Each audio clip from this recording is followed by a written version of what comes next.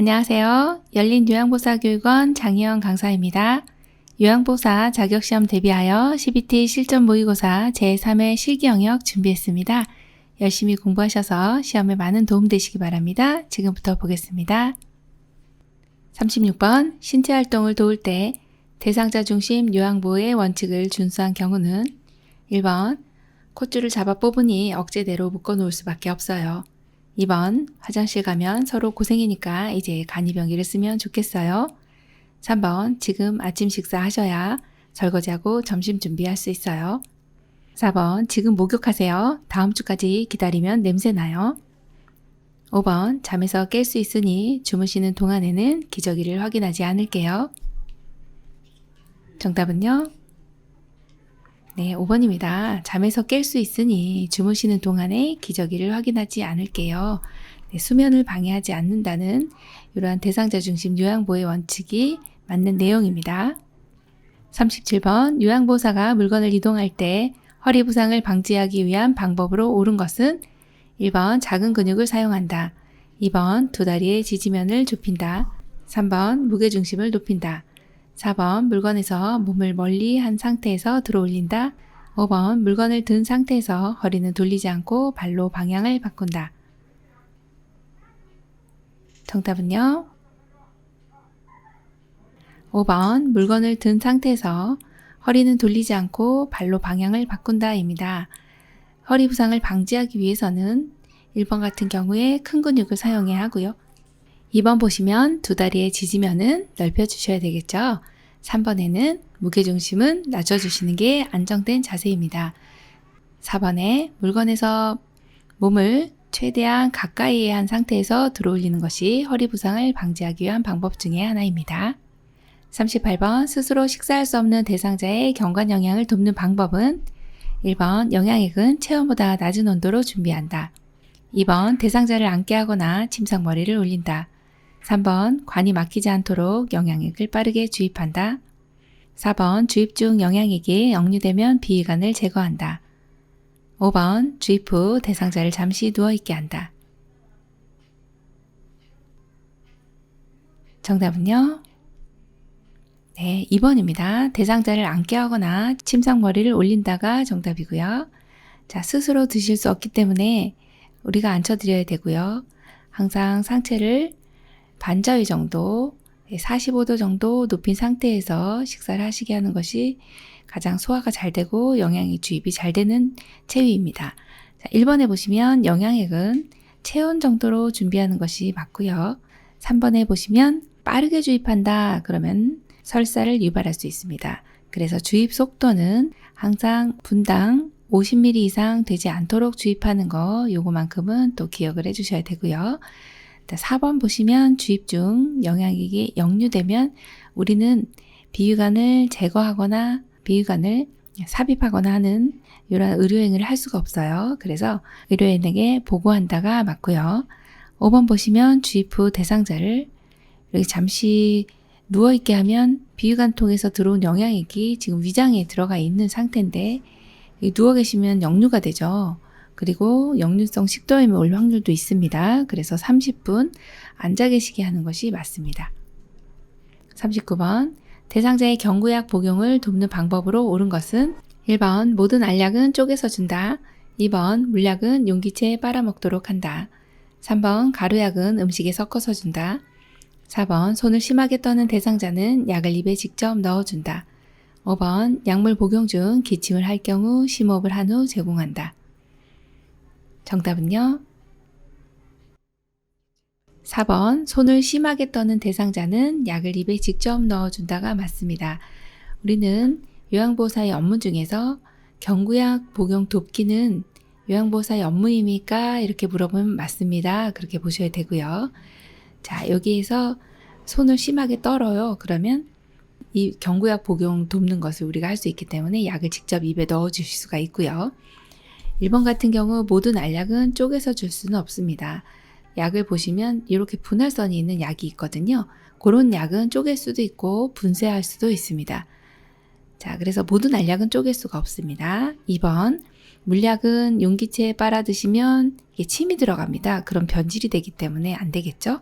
자, 3번에 가루약은 음식에 섞어서 주는 것이 아니라 물에 섞어서 숟가락에 가루약을 넣고 이제 물을 떨어뜨리면 섞이죠. 그렇게 해서 주시면 되고, 숟가락으로 잘 못 드시는 경우는 바늘을 제거한 작은 이제 주사기에다가 이렇게 여기다 이렇게 담아서 입에 넣어 주셔도 됩니다.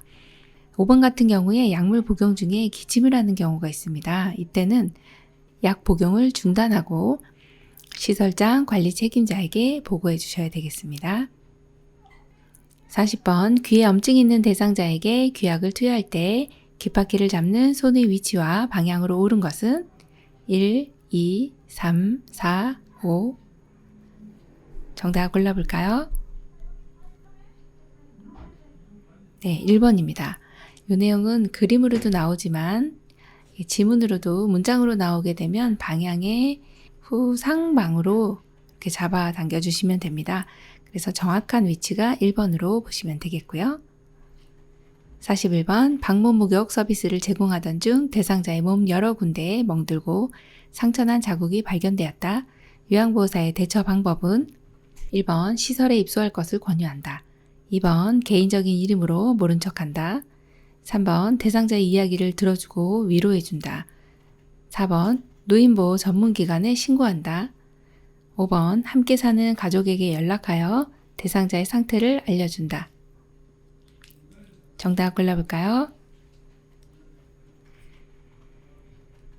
네, 4번입니다. 노인보호 전문기관에 신고합니다. 지금 여기에 대상자의 몸 여러 군데 멍들고 상처난 자국을 발견했습니다.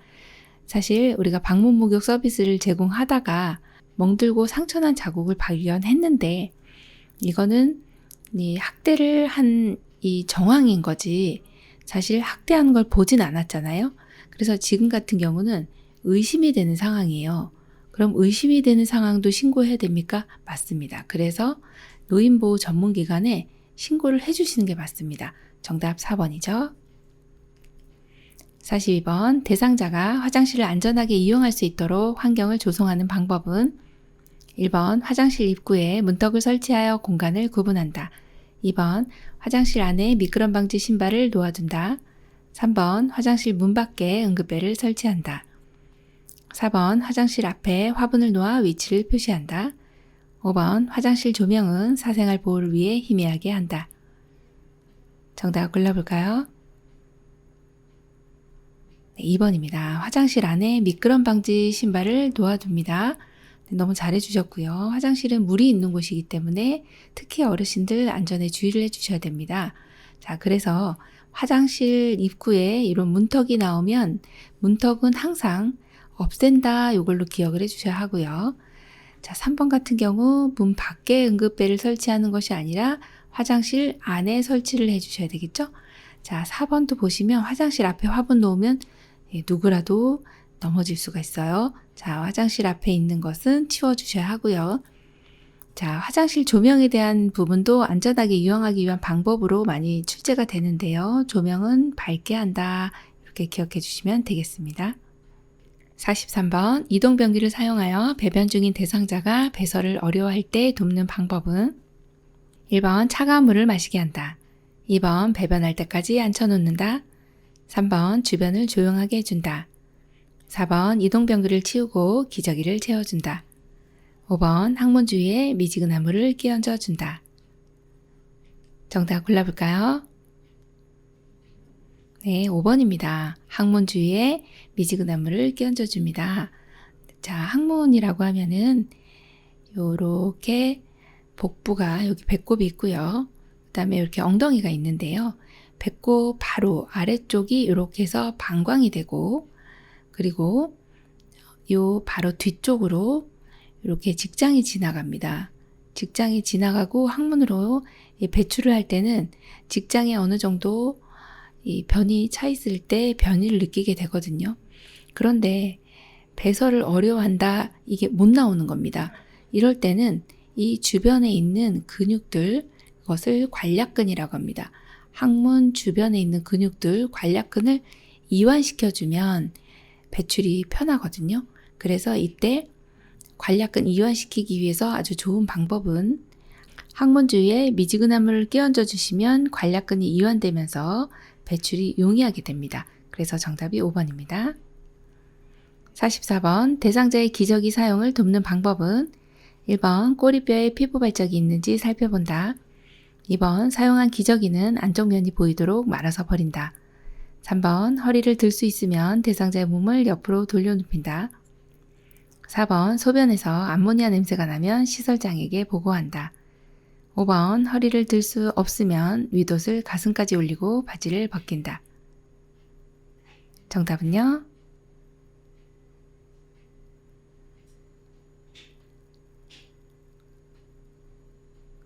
네, 1번입니다. 대상자의 기저귀 사용을 돕는 방법입니다. 자, 기저귀 사용을 하실 때는 이제 보통 한두 번 실수했다고 해서 기저귀를 바로 사용하진 않죠. 이 기저귀 사용할 때는 습하기도 하고 환기가 잘 안 되기 때문에 피부에 문제가 생길 수가 있어요. 그래서 꼬리뼈에 피부 발적이 있는지를 살펴봐 주시는 거 너무 중요하고요. 자, 사용한 기저귀는 안쪽 면이 보이도록 말아서 버리면 조금 대형 사고입니다. 그래서 잘 생각해 보시면 아는데 바깥면이 보이도록 해서 말아서 버려주셔야 하고요. 의외로 시험에 많이 나옵니다. 자, 3번 같은 경우도 허리를 들 수 있으면 대상자의 몸을 옆으로 돌려눕히는 것이 아니라 무릎을 세우고 엉덩이를 들어 올리게 해서 기저귀를 갈아주게 되죠. 자, 소변에서 암모니아 냄새가 나면 이건 정상입니다. 그래서 보통은 너무 심한 경우는 감염을 의심할 수도 있고 당뇨나 탈수 같은 경우나 간질환이 있을 때 심할 수가 있지만 암모니아 냄새가 나는 것은 아주 비정상이라고 볼 수는 없고요. 거의 소변에서는 암모니아 냄새가 날 수 있다 이렇게 보시면 되고, 자, 5번 같은 경우에 허리를 들 수 없으면요. 윗옷을 가슴까지 올릴 필요는 없으세요. 허리를 들 수 없는 경우는 대상자를 일단 옆으로 돌려 눕혀서 기저귀를 교환하고, 그리고 윗옷은요. 허리까지 올리시는 게 맞는 내용입니다. 정답 1번이네요. 45번 유치도뇨관을 하고 있는 대상자의 소변주머니 관리 방법은 1번 소변주머니를 하루에 한 번 비운다. 2번 소변주머니를 세척하여 재사용한다. 3번 소변주머니를 비운 후 배출구는 잠근다. 4번 소변주머니를 아랫배보다 높게 위치시킨다. 5번 소변주머니의 배출구가 바닥에 닿게 놓는다. 정답은요? 네, 3번입니다. 소변 주머니를 비운 후 배출구는 잠근다가 맞고요. 이때 이제 잠그기 전에 입구를 알코올 솜으로 닦아주시면 냄새도 없어지고 소독이 잘 됩니다. 그래서 알코올 솜으로 닦은 후 잠가주시면 되고, 1번에 보시면 소변 주머니 하루에 한 번 비우면 보통 양이 많으신 경우는 꽉 차거든요. 그러면은 잘못하면 터져요. 홍수납니다. 자, 그래서 하루에 2, 3회 정도 비워주시고요. 더 양이 많이 찼다 그러면 더 자주 비워주셔도 됩니다. 자, 2번 같은 경우 소변 주머니는 재사용하지 않습니다. 요거는 교환 시기가 있는데 그건 의료인이 정해주게 되고요. 일회용이기 때문에 한번 사용하고 기간이 지나면 버리게 됩니다. 4번 같은 경우 소변 주머니는 아랫배보다 높게 위치시키면 감염 우려가 있어요. 그래서 이건 시험에 많이 나옵니다. 항상 방광보다 낮게 기억해 주시고요. 자, 5번 같은 경우도 소변의 배출구가 바닥에 닿으면 이제 오염될 수 있기 때문에 바닥에 닿지 않도록 해서 놔주시면 되겠습니다. 침상에다가 이제 방광보다 아래에 위치하게 해서 잘 걸어두시면 됩니다. 46번 대상자의 칫솔질을 도울 때 칫솔에 치약을 올바르게 짠 경우는 1, 2, 3, 4, 5. 정답은요? 네, 4번입니다. 네, 그림으로 이렇게 시험에 출제가 됐는데요. 칫솔에 치약을 짜는 경우 대부분이 5번처럼 이렇게 하세요. 자, 이렇게 하면은 거품이 많이 발생하게 돼서 내가 양치질을 했을 때 이미 이제 입안에 이 상쾌함이 감돌기 때문에 깨끗하게 양치질 못하는 경우들이 있어서요. 4번처럼 이렇게 깊이 위에만 올려 짜시면 안 되고 깊숙이 눌러 짠다. 이걸로 골라주셔야 됩니다. 47번 두발 전용 세정제를 이용하여 머리를 감기는 방법으로 옳은 것은 1번 세정제를 수건에 묻혀 모발을 닦아낸다. 2번 물과 세정제를 2대1로 섞어서 사용한다. 3번 세정제를 모발에 바르고 수건으로 덮어둔다. 4번 세정제 거품을 두피에 발라 흡수되게 한다. 5번 세정제를 모발에 발라 거품을 낸 후 닦아낸다. 정답은요? 5번 세정제를 모발에 발라 거품을 낸 후 닦아낸다입니다. 자, 두발 전용 세정제 시험 출제 많이 됐고요. 이제 앞으로도 계속 나옵니다. 침상에 계신 어르신들 수술하거나 또는 머리를 감을 수 없는 상황일 때 물 없이 쓰는 샴푸 이렇게 기억해 주시면 되니까요. 물이 나오면 땡 해주셔야 됩니다. 자, 그리고 세정제를 어디에 바를까요? 그러면 손이 아니고 모발. 그래서 5번이 정답입니다. 모발에 발라서 거품을 내고 마른 수건으로 닦아주시면 됩니다. 그리고 오염이 조금 많이 된 경우는 한 번 더 반복해 주셔도 되고요. 1번에 보시면 세정제를 수건에 묻히는 것이 아니죠. 모발에 묻혀야 되고 물과 세정제, 자, 물 나왔네요. 땡 해주시면 됩니다. 물 나오면 땡. 그래서 물을 사용하면 이거는 X예요. 두발 전용 세정제는 물 금지 기억해 주시고요. 3번도 보시면 세정제를 모발에 바르고 수건으로 덮어두는 게 아니라 수건으로 마른 수건으로 닦아내 주셔야 돼요. 그리고 4번 같은 경우 세정제 거품을 두피에 발라 흡수되게 하면요. 어르신들 머리 다 빠집니다. 자, 그래서 안 되고요. 닦아내 주셔야 되는 걸로 기억해 주세요. 48번 대상자의 발을 청결하게 관리하는 방법은 1번 염증 예방을 위해 발톱은 둥글게 잘라준다. 2번 보온을 위해 나일론 양말을 신긴다. 3번 피부 건조 예방을 위해 오일을 발라준다. 4번 피부가 자극되므로 마사지하지 않는다. 5번 안쪽으로 파고든 발톱은 알코올로 소독해준다. 정답 골라볼까요? 3번 피부 건조 예방을 위해 오일을 발라준다 입니다. 대상자의 발 관리는 건조하지 않게 해주시는 게 좋죠. 연세 드시면서 발 뒤꿈치 막 갈라지고요. 그래서 상처가 나면 감염되기 쉽죠. 상처가 잘 낫지도 않습니다. 3번 정답이고요. 1번에 염증 예방을 위해 발톱은요, 일자로 요거 많이 나왔죠. 일자 기억해 주시고요. 자, 2번에 보온을 위해 자, 나일론 양말 안 됩니다. 면 양말 신겨 주셔야 되겠네요. 자, 4번 같은 경우 피부가 자극되므로 마사지하지 않는다. 아니요. 마사지 해주시면 순환이 잘 되죠. 자, 5번 같은 경우 안쪽으로 파고든 발톱은 반드시 시설장 간호사에게 보고해 주셔야 됩니다. 내성 발톱 생기면 상처가 잘 낫지 않고요. 자, 여기 알코올이 나왔는데 알코올 같은 경우는 어르신 피부 소독에 사용하지 않습니다. 알코올은 노인 피부 건조하기 때문에 사용 안 되고요. 그 다음에 욕창 드레싱, 욕창에도 요 알코올 사용하시면 안 됩니다. 자, 또 하나 입안에 혹은 눈에 점막 요 사용 절대 금지입니다. 그래서 요거는 X, 세 개 다 X. 출제 많이 됐었습니다. 노인 안 되고요. 왜요? 건조 유발돼요. 욕창 상처가 손상받기 쉽고요. 점막 위축돼 버리고 막 수축돼 버리죠. 안 됩니다. 그래서 반드시 요 세 가지 사용하면 안 되는구나. 요거를 꼭 기억을 해 주셔야 되겠어요. 49번 스스로 세수할 수 없는 대상자의 세면을 돕는 방법은 1번 면봉으로 귀 속의 기지를 닦는다. 2번 코 밖으로 나온 코털을 자른다. 3번 눈의 바깥쪽에서 안쪽으로 닦는다. 4번 눈곱이 있는 눈을 먼저 닦는다. 5번 입, 코, 귀, 눈, 목의 순서로 닦는다. 정답 골라볼까요? 2번 코 밖으로 나온 코털을 자른다입니다. 코 밖으로 나온 코털 잘라도 돼요. 네, 가능합니다. 이것도 여러 번 나왔었고요. 밖으로 나온 건 잘라도 되는데 안에 있는 거는 자르시면 안 돼요. 네, 잘못하다가 여기 상처 납니다. 네, 아프죠? 자, 1번 보시면 면봉으로 귀 속, 이거 귀 속 나오면 또 땡 합니다.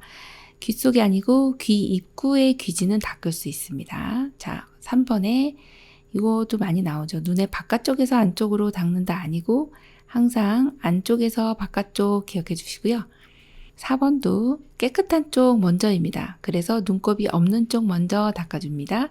5번에 자, 세수할 수 없을 때는 우리가 세면하는 거. 그러면 세면하는 순서를 알아야겠네요.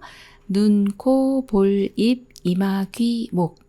다시 한번. 눈, 코, 볼, 입, 이마, 귀, 목. 그래서 중간중간 빠졌지만 눈, 코, 입, 귀, 목. 여기서는 요 순서로 닦아주시는 게 맞습니다.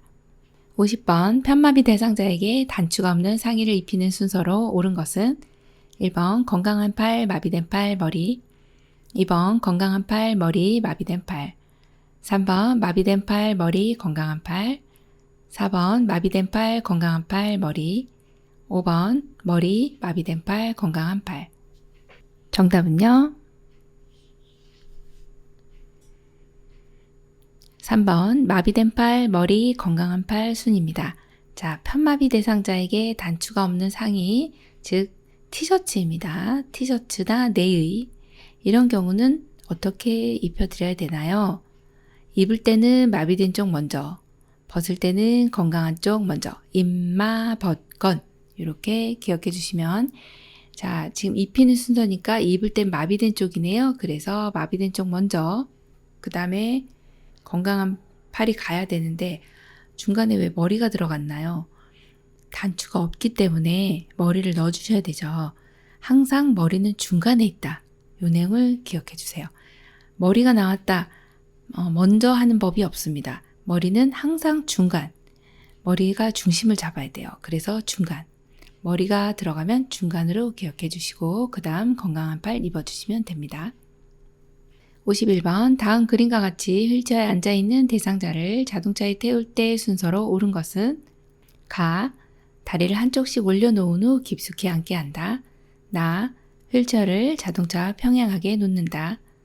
다. 엉덩이를 자동차 시트에 앉힌다. 라. 마비층 무릎을 지지해주며 일으킨다. 1, 2, 3, 4, 5 정답 골라볼까요?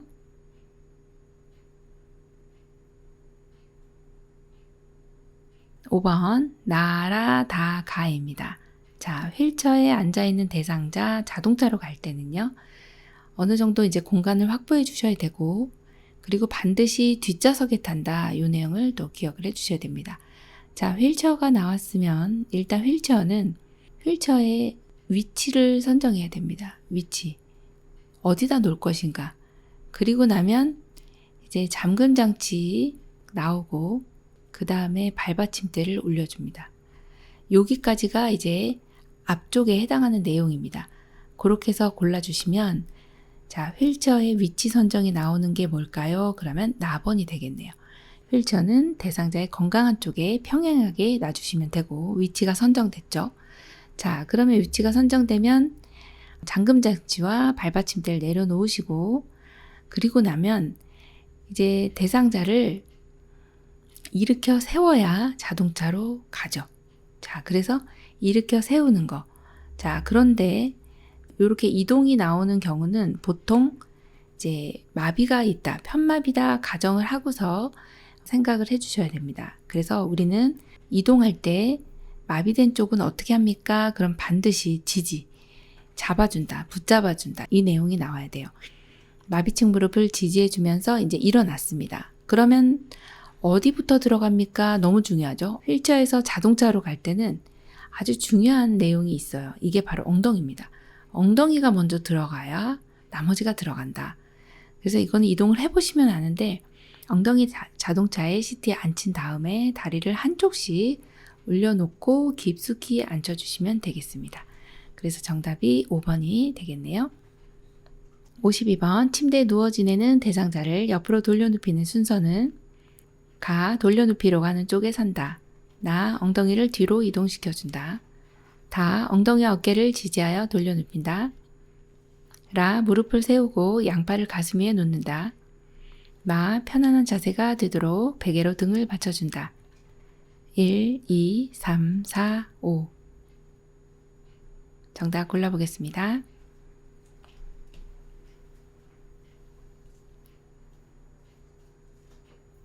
네, 4번입니다. 가라, 다나, 마입니다. 옆으로 돌려 눕힐 때 역시 항상 우리의 위치, 1번이 위치입니다. 어디 서느냐? 그러면 돌려 눕히려고 하는 쪽에 섭니다. 그리고 대상자의 무릎을 자세를 만들어줘야 되죠. 무릎을 세우고 양팔을 가슴에 올려놓은 다음에 이제 우리가 잡아야 되는 위치는 어디 잡아야 됩니까? 너무 중요하죠.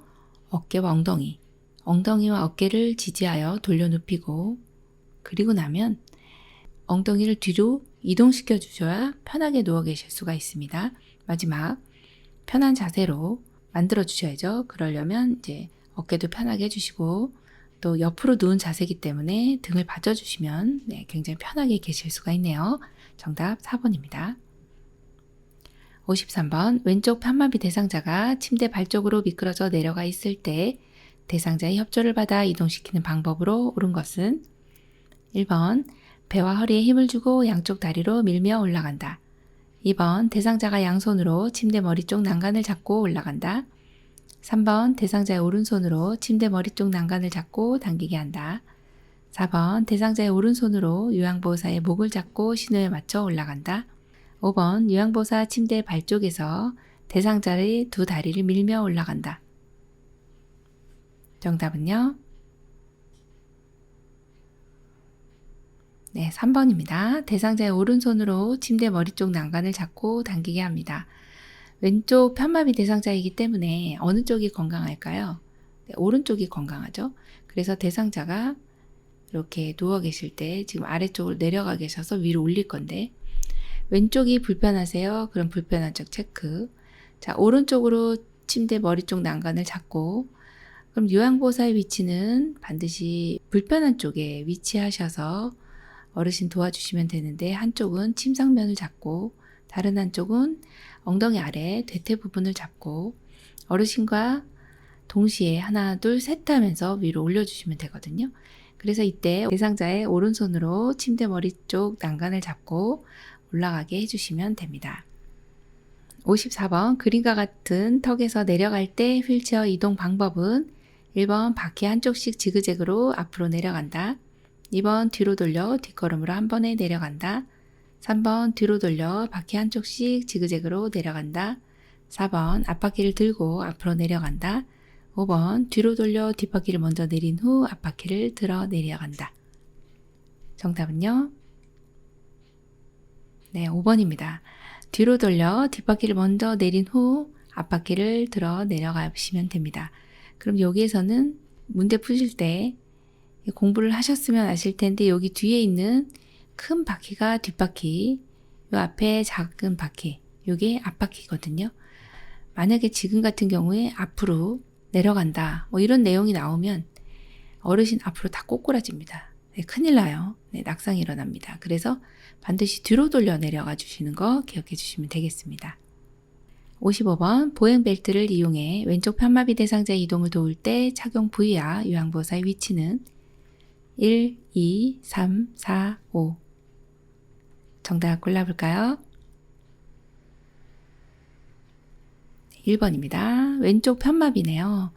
그림 시험을 보시면 편마비 있으신 분들은 이렇게 그림자를 항상 체크해 줍니다. 지금 편마비다 라는 걸 알려주는 거거든요.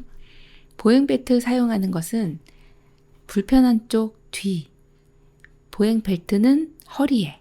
그래서 지금 왼쪽 편마비시기 때문에 왼쪽 뒤 이렇게 찾아주시면 가장 적합한 그림이 바로 1번이 되겠습니다. 56번 그림과 같은 지팡이를 사용할 때 안전을 위하여 점검해야 하는 것은 1번 페인트 도장 상태, 2번 손잡이 마모 정도, 3번 청결 상태, 4번 손잡이 끈 유무, 5번 바닥 끝의 고무 상태. 정답은요? 네, 5번 바닥 끝의 고무 상태입니다. 자, 그림과 같은 지팡이, 여기는 지금 4발 지팡이네요. 한 발 지팡이보다 조금 더 안정적이죠.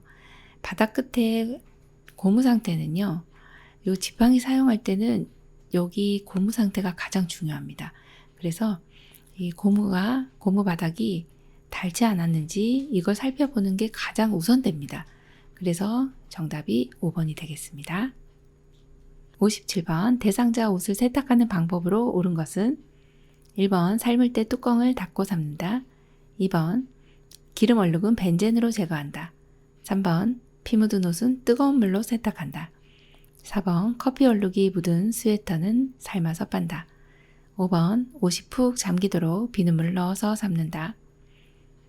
정답은요? 1번 삶을 때 뚜껑을 닫고 삶는다. 네, 이게 맞습니다. 자, 그럼 기름 얼룩은 어떻게 할까요? 주방용 세제로 제거해 주시면 되고요. 3번 같이 피 묻은 옷은요. 뜨거운 물 하면 응고돼 버리거든요. 찬물로 하고 더운 물로 해주시면 깨끗하게 피가 빠지고요. 4번에 커피 얼룩 묻었네요. 그러면 식초와 주방세제 1대1로 해서 빼주시면 되고요. 자, 5번에 옷이 푹 잠기도록 해주시면 비눗물이 다 넘쳐납니다. 집이 완전히 이제 거품으로 도배가 되죠. 자, 그래서 세탁물이 반쯤 잠길 정도로 넣고 삶아주시면 되겠습니다. 58번 콘센트에서 전기코드를 빼던 대상자가 감전으로 쓰러졌을 때 우선적인 대처 방법은 1번 전류를 차단한다. 2번 인공호흡을 한다. 3번 대상자가 잡고 있는 전기코드를 제거한다. 4번 손에 화상 자국이 있는지 만져본다. 5번 어깨를 두드려 의식 상태를 확인한다. 정답은요? 1번 전류를 차단한다입니다. 네, 전기코드 빼다가 감전으로 쓰러졌네요. 자, 이때 이제 전기하고 관련된 거는 전류를 차단하고 구조한다. 이 내용이 맞거든요. 그래서 정답이 1번입니다. 59번 시설에서 프로그램을 진행하던 중 지진이 발생했을 때 대처 방법은 1번 거실 바닥에 엎드리게 한다. 2번 물건을 선반 위로 올린다. 3번 문을 열어 출구를 확보한다. 4번 승강기를 이용하여 밖으로 대피시킨다. 5번 의자 뒤에 서서 등받이를 잡게 한다. 정답은요? 3번입니다. 문을 열어 출구를 확보해야 되겠습니다. 지진으로 이제 흔들리는 동안에는 탁자 아래로 들어가는 게 가장 먼저입니다. 만약에 흔들린다. 지진으로 흔들려요. 그러면 위에서 떨어질 수 있죠. 물건들이. 그래서 탁자 아래로 들어가서 탁자 다리 꽉 잡고 기다립니다. 그리고 이제 흔들림이 멈췄네요. 그러면 전기가스 차단하고 출구를 확보합니다. 대피하죠. 자, 건물 밖으로 나갈 때는 계단을 이용합니다. 엘리베이터는 사용하면 안 돼요. 네, 엘리베이터는 전기이기 때문에 전원이 차단되면 갇혀버리죠. 자, 건물 밖으로 이제 나갈 때 가방이나 손으로 머리를 보호하면 막 나갑니다. 그리고 떨어지는 물건에 유의하면서 어디로 갑니까? 그럼 운동장으로 나가요. 공원 이런 곳으로 넓은 곳으로 대피해 주시고 라디오나 공공기관의 안내방송을 들어주시면 되겠습니다. 60번 대상자가 복용하던 처방된 약이 떨어져 요양보호사가 대신 구매할 때 옳은 방법은 1번 약을 구매하는 일은 가족이 하게 한다. 2번 대행할 다른 업무까지 모았다가 처리한다. 3번 약국에 전화를 걸어 가져오게 한다. 4번 약을 구매하기 전에 처방전과 비용을 준비한다. 5번 사적인 일을 먼저 보고 남은 시간에 구매한다. 정답 골라볼까요? 4번이죠. 약을 구매하기 전에 처방전과 비용을 미리 준비해 주시면 되겠습니다. 이거는 이제 요양보호사님의 장기요양보험의 표준 서비스 분류해 보시면 여기에서는 개인활동 지원 서비스로 보시면 되겠죠. 61번 실내 습도가 낮을 때 대상자에게 나타날 수 있는 1차적인 건강 문제는 1번 야간 수면장애, 2번 엉덩이 부위 욕창, 3번 고체온증, 4번 호흡기 점막 건조, 5번 겨드랑이 피부 발진. 정답은요? 4번입니다. 호흡기 점막 건조. 실내 습도가 낮은 경우는 겨울이나 혹은 야간에 습도가 낮아지죠. 적정 실내 적정 습도는 40에서 60%로 기억해 주시면 되고 이걸 그대로 물어보는 경우도 있었죠. 출제됐던 내용이니까요. 적정 습도 40에서 60% 하나 기억해 주시면 되겠습니다. 62번 제가 대상자가 요구한 물건을 사다 주었더니 마음에 들지 않는다며 불평을 할 때 대처 방법은 1번 해결 방안에 대해 가족과 의논하여 처리한다. 2번 앞으로 물건 구매 대행은 어렵다고 말한다. 3번 유사한 물건이라며 그냥 쓰라고 권유한다. 4번 구매한 물건을 대상자와 함께 교환하러 간다. 5번 원하는 물건을 대상자가 직접 구매하게 한다. 정답은요? 4번 구매한 물건을 대상자와 함께 교환하러 가면 되겠네요. 네, 그러면 마음에 드는 물건을 고르시면 되겠습니다. 63번 요양보호사가 제공한 서비스 내용을 기록하는 가장 중요한 이유는 1번 대상자의 건강 문제를 전달하기 위하여, 2번 대상자의 건강 문제를 평가하기 위하여, 3번 서비스의 연속성을 유지하기 위하여, 4번 전문가에게 좋은 사례를 제공하기 위하여, 5번 대상자의 가족에게 적정 급여를 청구하기 위하여. 정답은요? 3번 서비스의 연속성을 유지하기 위하여입니다. 네, 여기서 기록을 왜 합니까? 네, 여러 가지 이유가 있는데요. 그 중에 하나가 서비스의 연속성을 유지하기 위해서입니다. 64번 치매 대상자가 식사를 하려고 하지 않을 때 대처 방법으로 옳은 것은 1번 먹고 싶어 할 때까지 기다린다. 2번 국에 말아서 요양보호사가 직접 먹여준다. 3번 식사할 때까지 식판을 치우지 않는다. 4번 대상자가 좋아하는 대체식품을 이용한다. 5번 음식을 크게 썰어 손으로 집어 먹을 수 있도록 한다. 정답은요? 4번 대상자가 좋아하는 대체식품을 이용한다입니다.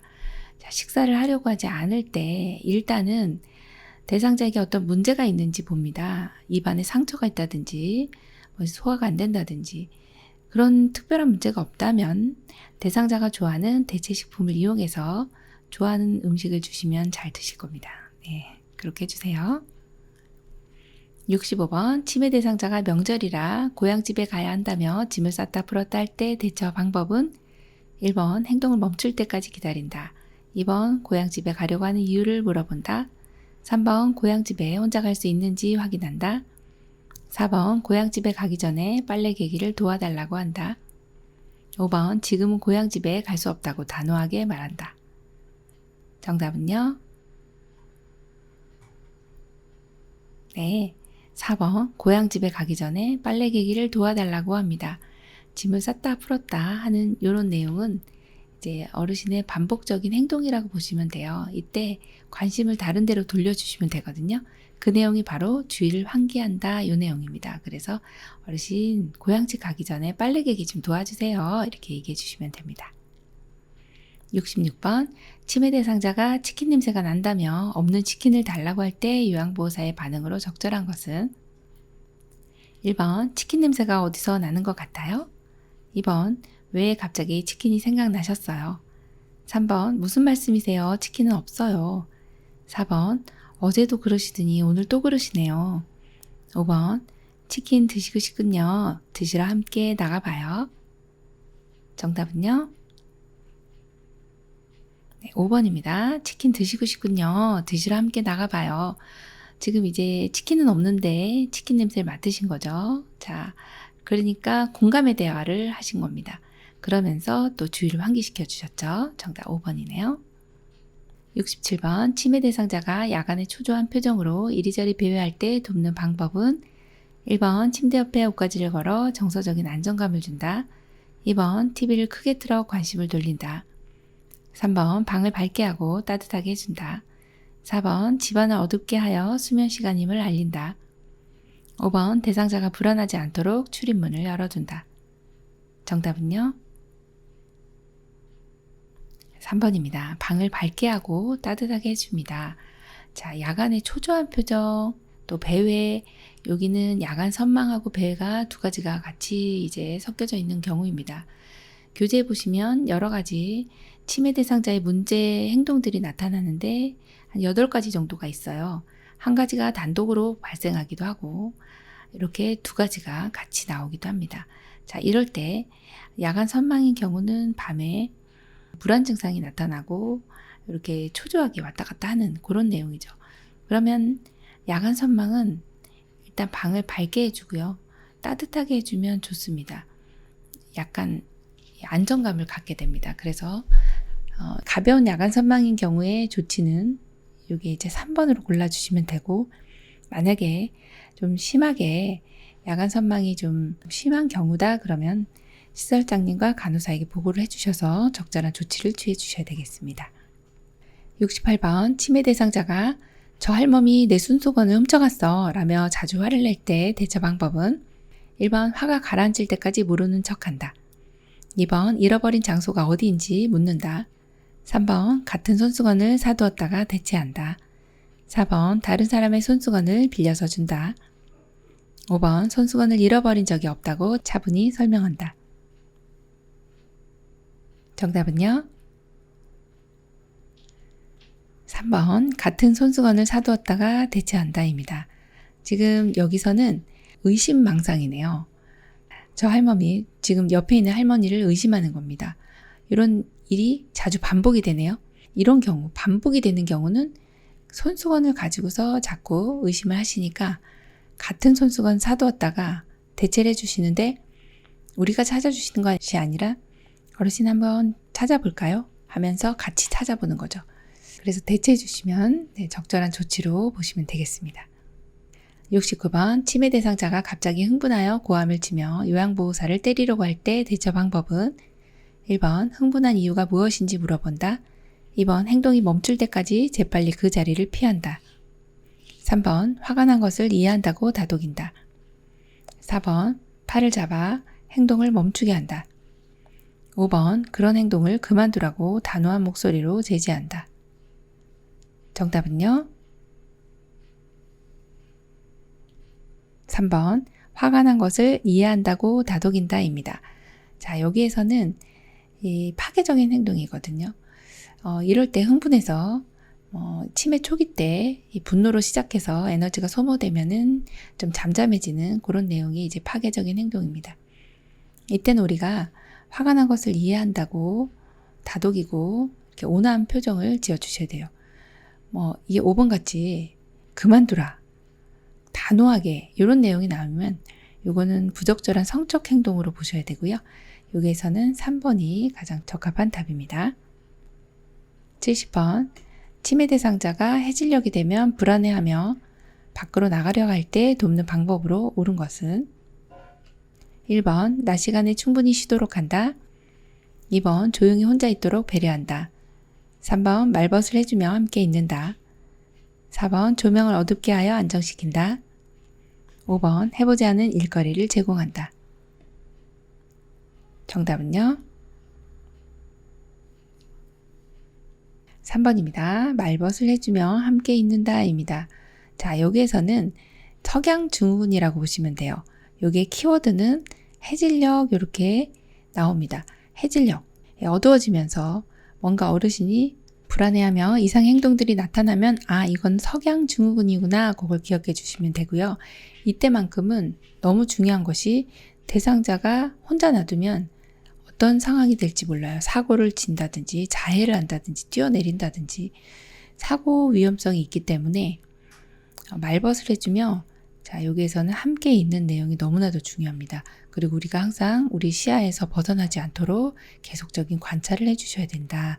그리고 또 좋은 방법은 애완동물과 함께 시간을 보내는 것도 좋고요. 자, 그래서 정답이 3번이네요. 71번 냇물소리나 새벽 닭 울음소리 등 청각을 활용한 인지자극 훈련으로 기대할 수 있는 효과는 1번 억제력 향상, 2번 공감력 증대, 3번 친해력 확대, 4번 진압력 강화, 5번 계산력 증진. 정답은요? 네, 4번입니다. 진압력 강화입니다. 자, 여기서는 냇물 소리는 어디에서 들을 수 있나요? 계곡, 산, 이런 위치, 그래서 장소, 시간, 사람에 대한 개념이 진압력이기 때문에 이게 도움이 되고, 새벽 닭 울음소리, 언제 닭이 우나요? 새벽에요. 네, 시간에 대한 개념이죠. 그래서 이런 들으면서 또 청각을 활용한 인지자극 훈련으로 진압력 강화를 기대할 수 있다, 이렇게 보시면 됩니다. 72번 치매 대상자의 안전사고를 예방하기 위한 방법으로 옳은 것은 1번 과일 모양의 자석을 냉장고에 부착한다. 2번 복용약은 식탁 위에 놓아둔다. 3번 달리는 차 안에 있을 때는 문을 잠근다. 4번 욕실 세제는 세면대 위에 둔다. 5번 온수 수도꼭지는 투명 테이프로 표시한다. 정답 골라볼까요? 3번입니다. 달리는 차 안에 있을 때는 문을 잠근다 입니다. 네, 어르신이 안전사고 예방을 위해서 차 안에 있을 때는 문을 잠궈 주셔야지 이 달리는데 문을 열고 주의력이 산만하셔가지고 아무거나 막 만지고 이러세요. 그래서 문이 열릴 수 있어요. 그럼 위험하니까. 네, 정답은 3번. 이렇게 차 안에 있을 때 문 잠궈둔다. 이 내용이 맞는 내용입니다. 73번. 다음 대화에서 요양보호사의 공감 반응으로 적절한 것은 대상자. 간호사가 혈압이 높다고 누워있으래. 그래도 밖에 나가 바람 좀 쐬면 안 될까? 요양보호사. 1번. 누워 계시는 게 답답하신가 봐요. 2번. 혈압이 떨어지면 그때 나가는 게 좋겠어요. 3번. 혈압이 높으니 누워 계시는 것이 안전해요. 4번. 오늘 하루는 그냥 누워서 쉬세요. 5번. 밖에 나가셔도 되는지 간호사에게 물어볼게요. 정답은요? 네, 1번. 누워 계시는 게 답답하신가 봐요. 여기에서는 키워드가 공감 반응입니다. 그러면 어르신이 이 말씀하시는 내용을 우리 요양보호사도 같이 느끼시고 그 내용을 표현해 주셔야 되는 게 맞거든요. 그래서 혈압이 높다고 지금 누워 있으래. 나 근데 나가고 싶은데. 자, 그러면 이 어르신은 누워 있는 게 이제 답답하니까 나가고 싶으신 거죠. 그래서 어르신 누워 계시는 게 답답하신가 봐요. 일단 이렇게 해주시면 이렇게 말씀하시는 거예요. 74번. 다음 대화에서 요양보호사가 제안한 대상자의 여가활동 유형은 1번 대상자. 문화생활 같은 거 못해.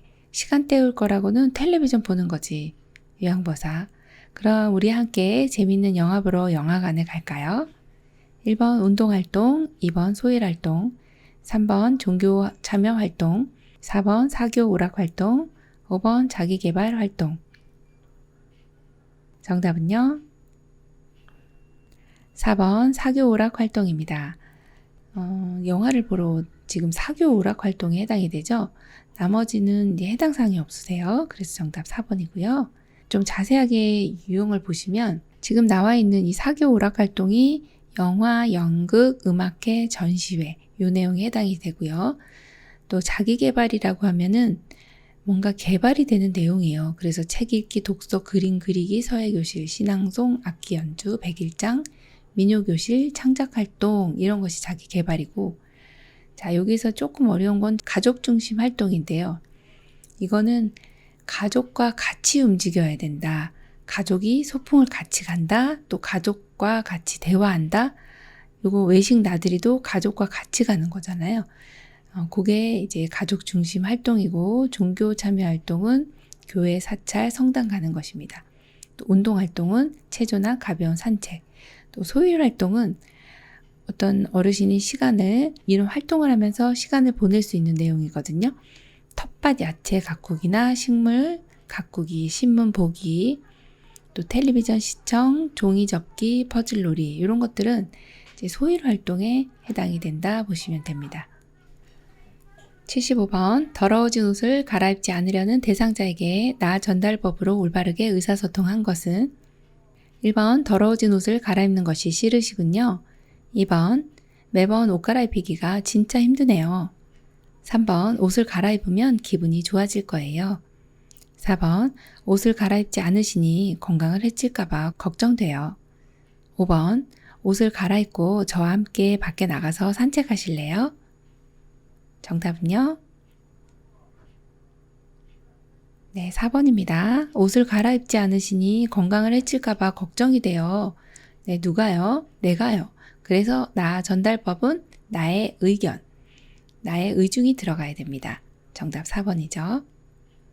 76번. 다음의 의사소통 방법이 도움이 되는 대상자는 말의 의미를 이해할 때까지 반복하여 전달하고 이해 여부를 확인한다. 밝은 방에서 입모양을 볼 수 있도록 시선을 맞추며 말한다. 1번 언어장애, 2번 판단력 장애, 3번 노인성 난청, 4번 시각장애, 5번 진압력 장애. 정답은요? 네, 3번입니다. 노인성 난청입니다. 자, 우리 어르신께서 이제 잘 안 들리시는 거거든요. 이때는 반복하여 전달하고 이해 여부를 확인해 주시는 것이 좋습니다. 또 말씀하실 때는 밝은 방에서 입모양을 볼 수 있도록 시선을 맞춰서 말씀하시면 됩니다. 여기에 노인성 난청은 어르신이 이제 귀가 이렇게 귓바퀴가 있고 웨이도가 있고요. 여기 고막이 있습니다.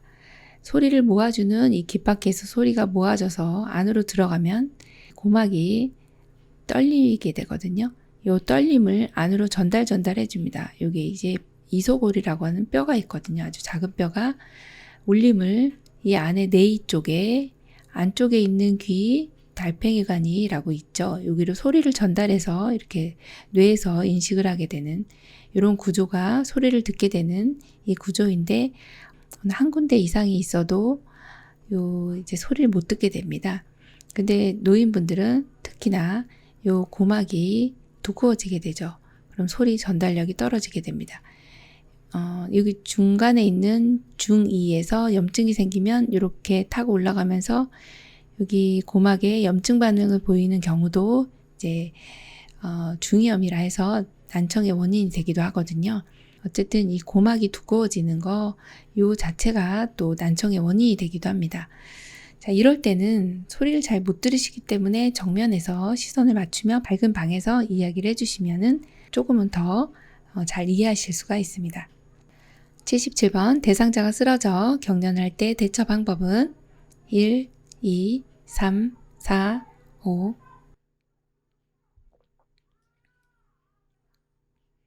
정답은요?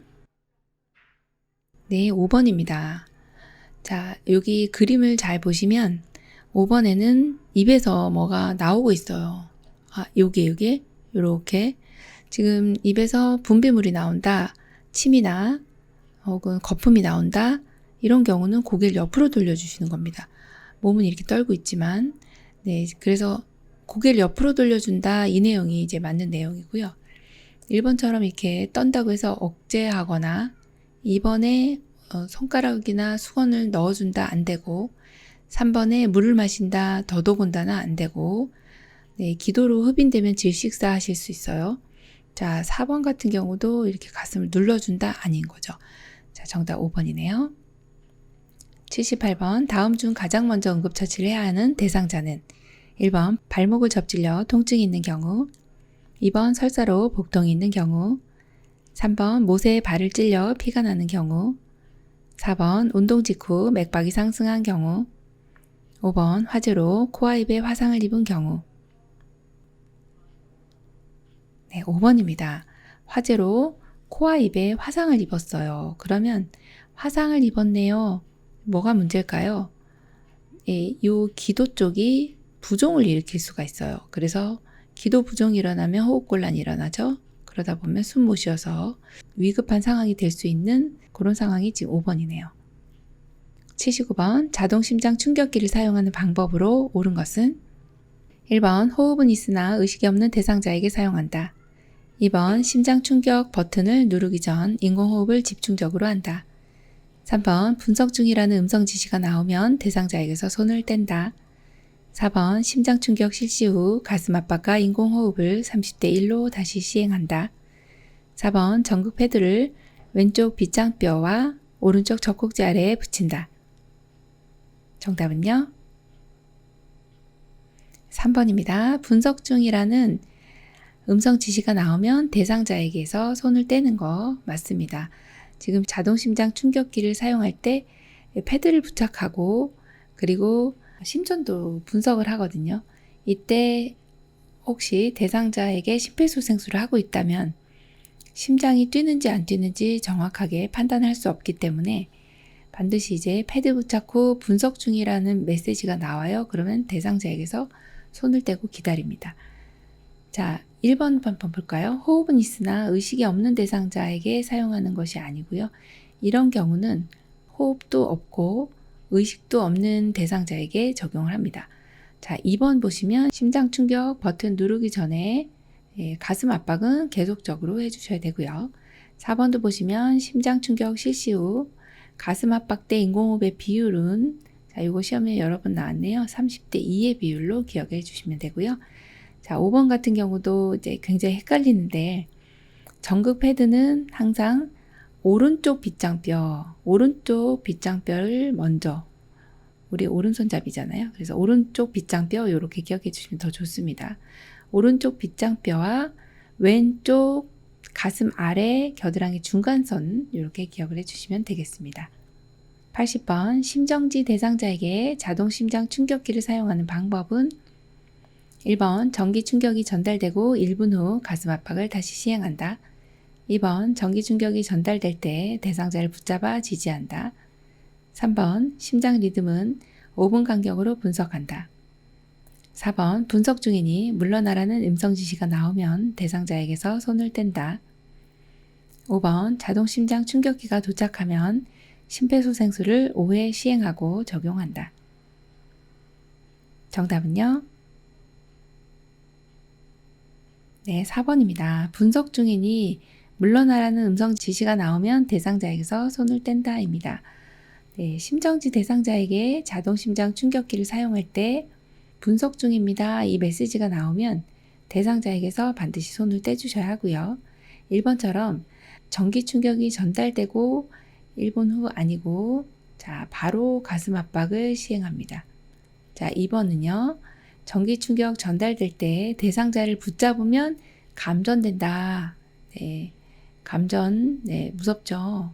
네, 이거는 이제 큰일 나는 일이죠. 자, 3번 같은 경우 심장 리듬은 2분 간격으로 분석을 하게 되고요.